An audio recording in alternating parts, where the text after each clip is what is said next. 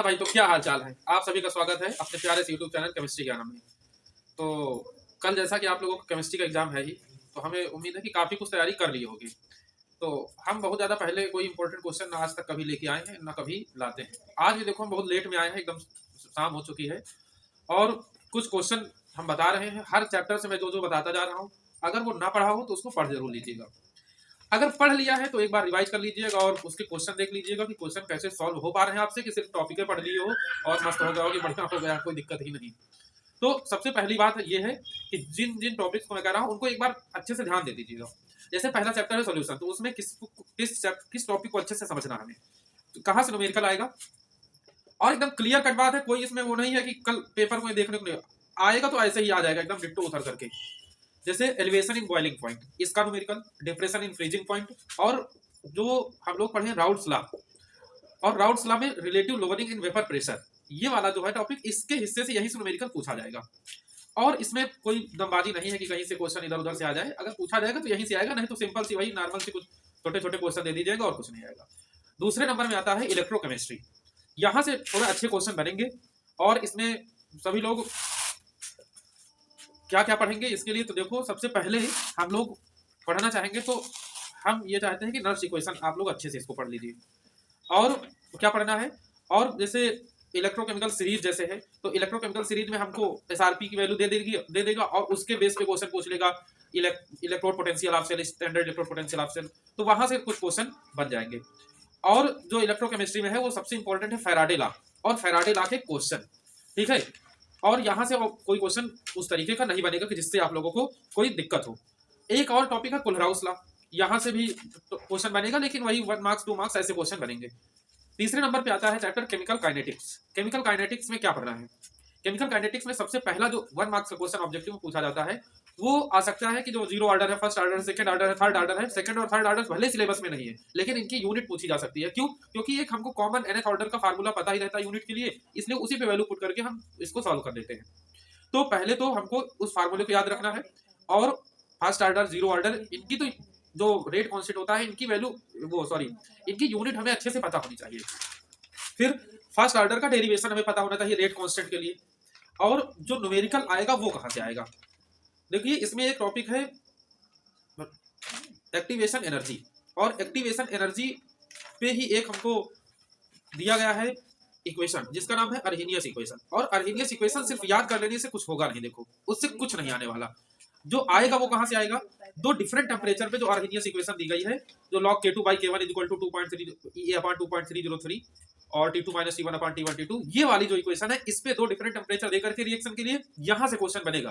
तो ये जो क्वेश्चन है इसको आप लोग ढूंढ ढांड करके जैसे भी पाइएगा इसको अच्छे से एक बार देख लीजिएगा, एक टाइप का क्वेश्चन आप कर लीजिएगा, उसी से क्वेश्चन इधर उधर आएगा, ठीक है। तो हमको पढ़ना है एक्टिवेशन एनर्जी, और टेम्परेचर हम लोग घटा बढ़ा दें, 10 डिग्री सेल्सियस टेम्परेचर बढ़ा दे रहे हैं तो रेट कांस्टेंट कितने टाइम्स हो जाएगा? आप लोगों ने पढ़ा 2 to 3 टाइम्स हो जाएगा।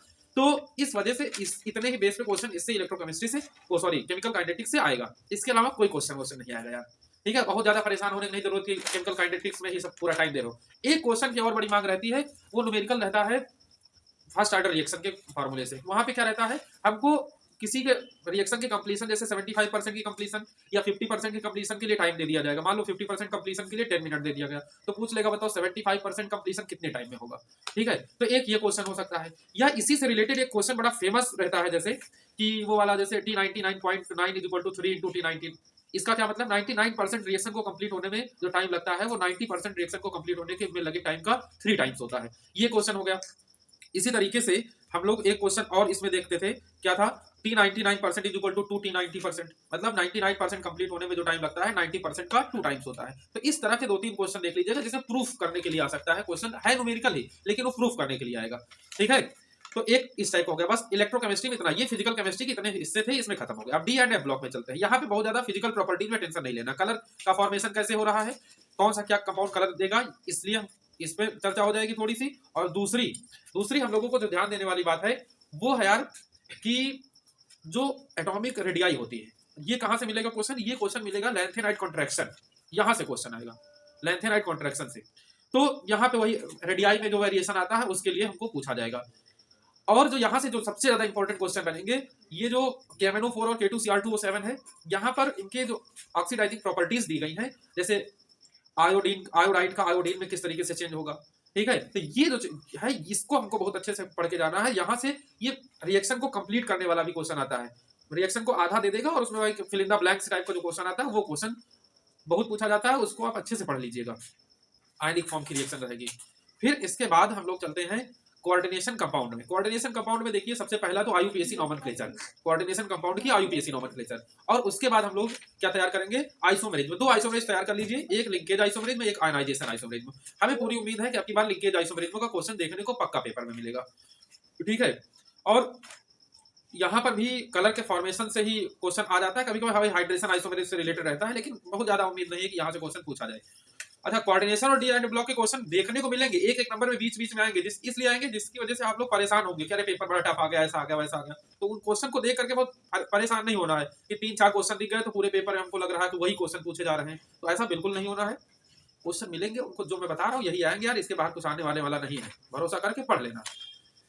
फिर हम कोऑर्डिनेशन कंपाउंड में चल रहे थे, तो उसमें मैंने बताया कि कहाँ से क्वेश्चन आ रहा है, वरना थोड़ी सी पढ़ लेना, इससे क्वेश्चन बन सकता है, बाकी कुछ नहीं आने वाला, ठीक है। अब चलते हैं जहां से भरपूर एकदम धमाकेदार क्वेश्चन पूछे जाएंगे, जहां पे सबकी धज्जियां उखड़ जाती हैं, वो है ऑर्गेनिक का हिस्सा। ऑर्गेनिक के हिस्से में हमको सबसे पहला चैप्टर है हैलोएल्केन एंड हैलोएरीन। यहाँ से क्या पूछा जाएगा, देखिए हैलोएल्केन हैलोएरीन में वही स्वार्थ रिएक्शन हो गई, फिंकलस्टीन हो गई, और जो हम विलियमसन सिंथेसिस यहाँ पर भी पढ़ने को मिलेगी, आगे भी ईथर में पढ़ने को मिल जाती है, तो विलियमसन सिंथेसिस का क्वेश्चन हो सकता है, लेकिन डायरेक्ट आजकल विलियमसन सिंथेसिस नहीं पूछी जाती है। क्या पूछा जाता है, हम लोगों से पूछ लेगा विलियमसन सिंथेसिस की कोई रिएक्शन दे देगा, पूछेगा SN1 फॉलो करता है या SN2 फॉलो करता है, इस तरीके से क्वेश्चन बन जाएगा। जो इंपॉर्टेंट क्वेश्चन बनेगा वो जैसे वुड्स रिएक्शन में ड्राई ईथर का यूज क्यों किया जाता है, तो वुड्स रिएक्शन को भी देख लीजिएगा थोड़ा सा, ठीक है। और जो क्वेश्चन और अच्छा क्वेश्चन अगर हम कहें बनेगा तो वो हैलोएरीन से बनेगा। हैलोएरीन में क्या क्वेश्चन बनेगा, जैसे हैलोएरीन SN रिएक्शन क्यों नहीं देते हैं भाई, न्यूक्लियोफिलिक सब्स्टिट्यूशन रिएक्शन क्यों नहीं देता है हैलोएरीन, तो भाई इसमें वही पार्शियल डबल बॉन्ड का कैरेक्टर पाया जाता है, इसलिए ये हैलोएरीन नहीं देता है। तो ये बहुत अच्छे से पढ़ना, बहुत इंपॉर्टेंट क्वेश्चन है हैलोएरीन का। और इसी में जो क्लोरोबेंजीन होता है, क्लोरोबेंजीन की सोडियम हाइड्रोक्साइड से रिएक्शन कराई जाती है, तो बहुत हाई टेम्परेचर जब रखा जाता है तो रिएक्शन करता जाता है, लेकिन लो टेम्परेचर पे रिएक्शन नहीं करता है। तो लो टेम्परेचर पे रिएक्शन कराने के लिए हम लोग उसमें क्या लगा देते हैं, इलेक्ट्रॉन विड्रॉइंग ग्रुप जैसे लगा देते हैं, एनसीईआरटी में दिए गए हैं 623 केल्विन पे टेम्परेचर पे रिएक्शन कराई गई तो क्लोरोबेंजीन लिया गया है। अगर हम लोग पैरा पोजीशन पे NO2 ग्रुप लगा देते हैं तो टेम्परेचर डाउन कर दिया जाता है, तो वही 623 से 623 से थोड़ा सा कम टेम्परेचर करने पर भी रिएक्शन हो जाती है, लगभग वही 443 के आसपास हो जाती है। तो ये डाउन क्यों हो गया, क्योंकि NO2 ग्रुप लग गया, इसकी वजह से वो जो पार्शियल डबल बॉन्ड कैरेक्टर हो रहा था वो थोड़ा सा कमजोर पड़ गया, बॉन्ड ब्रेक करना आसान हो गया है। तो इसको आप अच्छे से एनसीईआरटी में पढ़ लेना, ठीक है। बॉइलिंग पॉइंट का क्वेश्चन यहाँ से पूछा जा सकता है कि हमको बॉइलिंग पॉइंट पे कंपैरिजन करने के लिए कहेगा, या हो सकता है इंक्रीजिंग डिक्रीजिंग ऑर्डर के लिए कह दे कि बॉइलिंग पॉइंट का इंक्रीजिंग और डिक्रीजिंग ऑर्डर बताइए, यहाँ से क्वेश्चन बनेगा, ठीक है।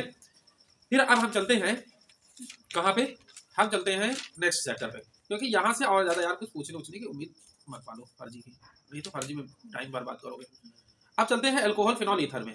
अल्कोहल फिनॉल और ईथर में सबसे ज्यादा जो इंपॉर्टेंट रिड्यूसिंग एजेंट है वो है सोडियम बोरोहाइड्राइड और लिथियम एल्यूमिनियम हाइड्राइड। भाई देखो एक सिंपल सा कॉन्सेप्ट बता रहा हूँ, और इसको याद कर लोगे तो मैक्सिमम तुम्हारी क्वेश्चन जो रहेंगे वो खत्म हो जाएंगे। सोडियम बोरोहाइड्राइड जो होता है एसिड एल्डिहाइड कीटोन को क्या बना देता है, अल्कोहल में कन्वर्ट कर देता है, ठीक है। तो कभी भी कन्वर्ट जाना है तो सीधा सोडियम बोरोहाइड्राइड NaBH4 लिखे, सीधा एल्डिहाइड कीटोन और एसिड हैलाइड को किसमें भेज देना, अल्कोहल में। जितने कार्बन का एसिड हैलाइड एल्डिहाइड कीटोन रहेगा उतने ही कार्बन की अल्कोहल बना देना, ठीक है। पहला तो ये रिडक्शन है। तो इसी तरीके से हम लोग और देखेंगे कि अल्कोहल जो होता है उसकी ऑक्सीडाइजिंग प्रॉपर्टी क्या रहती है, मतलब उसको ऑक्सीडेशन कैसे कराया जाता है, मेरा कहने का मतलब ये है। तो दो तरीके से एजेंट रहते हैं, यहाँ से भी क्वेश्चन पूछेगा, ABCD वाले क्वेश्चन में पूछ सकता है ऐसे क्वेश्चन, या हो सकता है फिल इन द ब्लैंक्स में दे दे कि अल्कोहल है, इथेनॉल है, उसमें KMnO4 डाल दिया गया, तो बताइए एक बी कंपाउंड बन रहा है तो बी क्या होगा, तो KMnO4 स्ट्रॉन्ग ऑक्सीडाइजिंग एजेंट है, इसको सीधा कार्बोक्सिलिक एसिड में कन्वर्ट कर देगा। अगर PCC पिरिडीनियम क्लोरोक्रोमेट डालोगे तो वो क्या करेगा, वो इसको एल्डिहाइड में, अल्कोहल को ऑक्सीडाइज करके क्या ले जाएगा, एल्डिहाइड में। तो यहाँ से क्वेश्चन अल्कोहल से देखने को मिलेगा। और अल्कोहल से जो है हमको फिनॉल वाले हिस्से से क्वेश्चन मिलेगा, तो फिनॉल वाले हिस्से में कहाँ से, नाइट्रेशन ऑफ फिनॉल, वहां पे नाइट्रेशन के फिनॉल से एनसीईआरटी में देखिएगा तो नाइट्रेशन ऑफ फिनॉल है, और उसी के जस्ट नीचे हम लोगों को दिया जाएगा कि जो आर्थोनाइट्रोफिनॉल और पैरानाइट्रोफिनॉल का जो मिक्सचर बनता है इसको अलग कैसे करेंगे। हमने इसके ऊपर एक वीडियो बना रखी है, उसमें मैंने बताया भी है कि कैसे अलग करते हैं, स्टीम डिस्टिलेशन से अलग करते हैं, क्यों अलग करते हैं उसको आप देखिएगा जाकर के, ठीक है। और जो इससे मिलेगा वो हम लोगों को रिएक्शन मिल सकती है राइमर टीमान रिएक्शन। ठीक है, राइमर टीमान में भी काफी अच्छे अच्छे क्वेश्चन मिलेंगे। अगर CCl4 से राइमर टीमान कराई जाती है तो क्या बनेगा, और CHCl3 से कराई जाती है तो क्या बनेगा। ठीक है, ये थी फिनॉल वाले में हम लोगों को बात करनी थी। अच्छा, जिंक डस्ट का भी एक अहम रोल रहता है। फिनॉल को जिंक डस्ट अगर फिनॉल में डाल दी जाती है तो फिनॉल की ऑक्सीजन लेके चली जाएगी तो ये बेंजीन में कन्वर्ट हो जाता है। ठीक है, फिर दूसरा इसमें आता है एल्कोहल फिनॉल हो गया, और ईथर की बात आती है। तो ईथर में वही थोड़ी सी जो बात करनी है, फिनॉल में भी थोड़ा बहुत ये भी पढ़ लेना कि फ्रीडल क्राफ्ट रिएक्शन वगैरह में क्या उसमें रहता है, CH2 वगैरह क्यों यूज किया जाता है। और फिर उसके बाद हम लोग एनिसॉल जैसे होता है, तो एनिसॉल फ्रीडल क्राफ्ट रिएक्शन में क्यों इसको नहीं देता है, तो ये पढ़ लेना क्योंकि क्वेश्चन इस पे पक्का बनेगा और बहुत इंपॉर्टेंट क्वेश्चन रहता है। फिर ईथर में बहुत ज्यादा और कुछ नहीं है, थोड़ा सा वही है कि बॉइलिंग पॉइंट वगैरह का केस यहाँ पर भी आएगा, इसको आप लोग देखिएगा जरूर। फिर हम लोग चलते हैं किस चैप्टर में, aldehyde ketone and carboxylic acid में। यहाँ से क्वेश्चन भर भर के आएंगे। एल्डिहाइड कीटोन कार्बोक्सिलिक एसिड में अच्छे अच्छे क्वेश्चन मतलब बनते हैं भर भर के, क्या जितना दिया गया है कितने मार्क्स का आएगा उतने मार्क्स का आएगा। तो यहाँ पे जैसे सबसे पहले टॉलेंस टेस्ट, फेहलिंग टेस्ट, इनके रिएक्शन को अच्छे से तैयार करना है। कैनिजारो रिएक्शन, क्रॉस कैनिजारो और एल्डोल कंडेंसेशन, इसको अच्छे से तैयार कर लीजिएगा। फिर जो रिएक्शन बनेंगी और जो है वो जैसे कोलबे रिएक्शन हो गई, तो कोलबे का इलेक्ट्रोफाइल क्या होता है, CO2, उसके बेस पर आप लोग इसको तैयार रखिएगा। फिर यार यहाँ से जो क्वेश्चन और बनता है वो कार्बोक्सिलिक एसिड वाले से बनता है, एसिडिक स्ट्रेंथ को लेकर के। एसिडिक स्ट्रेंथ में क्या करेगा, वो इंडक्टिव इफेक्ट वाले ग्रुप लगा देगा, जैसे Cl और CH2 COOH ऐसे लगा दिया। फिर कहा NO2 CH2 COOH बता दिया, HCOOH CH3 COOH बताएगा। एसिडिक स्ट्रेंथ के ऑर्डर में इसको अरेंज करिए, तो यहाँ से भी क्वेश्चन बनेगा। तो यहाँ पे वही इंडक्टिव इफेक्ट के बेस पर हम इसका आंसर देंगे। और यहाँ पर हम लोगों को देखने को मिलेगी half man bromamide reaction. Half man bromamide reaction क्या होती है, ये रिएक्शन हम लोगों को अमीन में भी देखने को मिल जाती है, यहाँ पर भी देखने को मिल जाती है। मींस कार्बोक्सिलिक एसिड की रिएक्शन अमोनिया से करा करके हीट करा दो तो अमाइड मिल जाएगा। ठीक है, तो अमाइड की अगर हम लोग आगे रिएक्शन कराएंगे Br2/QH से, तो वो क्या हो जाएगा, CONH2 जो रहता है अमाइड ग्रुप में, वो CO हटा दो, NH2 को चुपचाप वो रिंग में है, R में है, एल्काइल ग्रुप में है, जहां पर भी हो उस पर अटैच करा दो। ये है हाफ मैन ब्रोमोमाइड रिएक्शन। ठीक है, तो ये aldehyde ketone and carboxylic acid की कहानी थी। अब हम लोग चलते हैं एनिलीन में। एनिलीन क्या है भाई, अमीन वाला चैप्टर जिसमें नाइट्रोजन वाले कंपाउंड है। तो इस अमीन वाले से बहुत अच्छे अच्छे क्वेश्चन पूछे जाएंगे। पहला क्वेश्चन डाइएजोटाइजेशन। डाइएजोटाइजेशन, अगर एनिलीन का डाइएजोटाइजेशन कराओगे तो ये रिएक्शन भैया इसको कतई भूल करके मत जाना, इसको अच्छे से पढ़ के जाना, तैयार करके जाना, बहुत सारे इसके क्वेश्चन पूछे जाएंगे। ठीक है, डाइएजोटाइजेशन की ही रिएक्शन काम आएगी फिनॉल बनाने में, तो फिनॉल वाला भी चैप्टर इसमें कुछ इससे कवर हो जाते हैं। फिर जो और जरूरी है, एनिलीन की जो NH2 ग्रुप होता है वो बहुत ही एक्टिव होता है, तो इसकी एक्टिवेशन को कम करने के लिए क्या किया जाता है। तो क्वेश्चन डायरेक्ट यही पूछ लेगा कि बताइए कैसे एक्टिवेशन को कम करेंगे। तो इसके एक्टिवेशन को कम करने के लिए हम लोग एनिलीन को एसिटेनोलाइड बना लेते हैं, और एसिटेनोलाइड बना करके फिर से आगे इसका नाइट्रेशन वगैरह कराते हैं। तो दो तरीके के नाइट्रेशन है, एक डायरेक्ट नाइट्रेशन है और एक इनडायरेक्ट नाइट्रेशन है। इसी तरीके से ब्रोमिनेशन भी दो तरीके से मिला पढ़ने को, एक डायरेक्ट और एक इनडायरेक्ट। तो एनिलीन में ये बहुत ही इंपॉर्टेंट क्वेश्चन है एनिलीन का। ठीक है, और एनिलीन से हम लोग BDC बनाना, बेंजीन डाइजोनियम क्लोराइड, और बेंजीन डाइजोनियम क्लोराइड में एक क्वेश्चन पूछा जाएगा, इसको फिल इन द ब्लैंक्स में आएगा कि BDC दिया गया है बेंजीन डाइजोनियम क्लोराइड, मतलब बेंजीन के ऊपर N2+Cl-, और इसकी रिएक्शन कराई जा रही है CH3CH2OH से। तो CH3CH2OH है एथेनॉल। अगर कभी भी जीवन में BDC को बेंजीन बनाना हो तो हम दो रिएजेंट लेते हैं, या तो एथेनॉल डाल दो तो बेंजीन बन जाएगा, या तो H3PO2 डाल दो तब भी वो क्या बन जाएगा, बेंजीन बन जाएगा। तो ये फिल इन द ब्लैंक्स में आएगा, तो सीधा हम लोग क्वेश्चन कर देंगे। फिल इन द ब्लैंक्स के लिए ही क्वेश्चन Na2+HCl वाला, जिसको मैं डाइएजोटाइजेशन बोल रहा हूँ, वो भी फिल इन द ब्लैंक्स में बहुत पूछा जाता है। नहीं तो ABCD वाले में तो पक्का ही आएगा ये क्वेश्चन, इस चक्कर में मत रहना कि नहीं आएगा। दूसरी बात जो सबसे इंपॉर्टेंट क्वेश्चन है एनिलीन में एक और, वो है बेसिक स्ट्रेंथ का ऑर्डर बताना। इसको तो एकदम ये मत समझना कि इसको बिना पढ़े चले जाओ, बड़ा बोरिंग टॉपिक है। इसमें मैंने वीडियो बना रखी है, उस वीडियो को जाकर के पूरा देख लो, एकदम एक एक क्वेश्चन क्लियर हो जाएगा। बेसिक स्ट्रेंथ ऑफ अमीन इस नाम से शायद बना हुआ है। ठीक है, यहाँ पे पूछ लिया जाएगा कि एक्वस मीडियम में बताओ बेसिक स्ट्रेंथ का ऑर्डर क्या होगा और कैसे क्यों ऐसा होता है, तो इसमें 100% क्वेश्चन आएगा, तो इसलिए इसको अच्छे से तैयार कर लेना। फिर अमीन के बाद हम लोग चलते हैं किस चैप्टर में हम लोग चलते हैं बायोमोलिक्यूल्स। भाई बायोमोलिक्यूल्स का अपना एक अलग ही जलवा रहता है। बायोलॉजी वाले बच्चों के लिए तो थोड़ा ठीक रहता है, केमिस्ट्री वाले थोड़ा सा दिक्कत में आ जाते हैं, लेकिन वहाँ पे जो दिक्कत वाली चीज है उसको रट लेना जा करके, जैसे विटामिन वगैरह रट लो, विटामिन से क्वेश्चन पक्का ही आएगा। और हम लोग कहाँ पे पढ़ेंगे, न्यूक्लियोटाइड और न्यूक्लियोसाइड में डिफरेंस पूछ लेगा, ग्लूकोज फ्रक्टोज में डिफरेंस पूछ लेगा, ग्लूकोज स्टार्च में डिफरेंस, ये 3-4 डिफरेंस बता रहा हूँ, ढंग से तैयार कर लीजिएगा। ठीक है। और हमसे ये भी पूछ सकता है कि OH ग्रुप कैसे प्रूफ किया जाता है। भाई ग्लूकोज में OH ग्रुप रहता है तो OH ग्रुप कैसे प्रूफ करोगे, एल्डिहाइड ग्रुप कैसे प्रूफ करोगे, और फ्रक्टोज में कीटोन ग्रुप कैसे प्रूफ करोगे। ठीक है, तो यही चीजें थी। और थोड़ा सा इनर्ट शुगर अगर देखना हो तो देख लीजिएगा, रिड्यूसिंग शुगर देख लीजिएगा। तो बस यही इतना है, और बाकी हमें नहीं लगता है कि बहुत ज्यादा इतना टेंशन लेने की बात है। टेंशन नहीं, जो पढ़ चुके हो वो पढ़ लेना, जो मैंने बताया उसको देख लेना। नहीं पढ़े हो तो अगर टाइम हो तो पढ़ना, नहीं बहुत फ्रस्ट्रेट मत हो जाना कि नहीं अभी जो सर ने बताया ये टॉपिक पढ़ने हैं और उसके चक्कर में पता लगा कि पूरी रात जग गए और सुबह पेपर देने के टाइम नींद आ रही। तो ऐसा बिल्कुल मत करना, एकदम बेहतरीन तरीके से तैयारी करो, कोई दिक्कत की बात नहीं। पेपर में क्वेश्चन घुमा के आएंगे, देखो एकदम साफ बात है, इसमें कोई बटरीबाजी करनी नहीं हमें। ठीक है, तो जितना मैंने बता दिया इसको अच्छे से पढ़ो जा करके, मस्त रहो एकदम। और कल पेपर में कोई भी क्वेश्चन छोड़ के मत आना। बात रही रीजन निदर्शन की, तो ये कहां से आएगा अभी से बता रहा हूँ।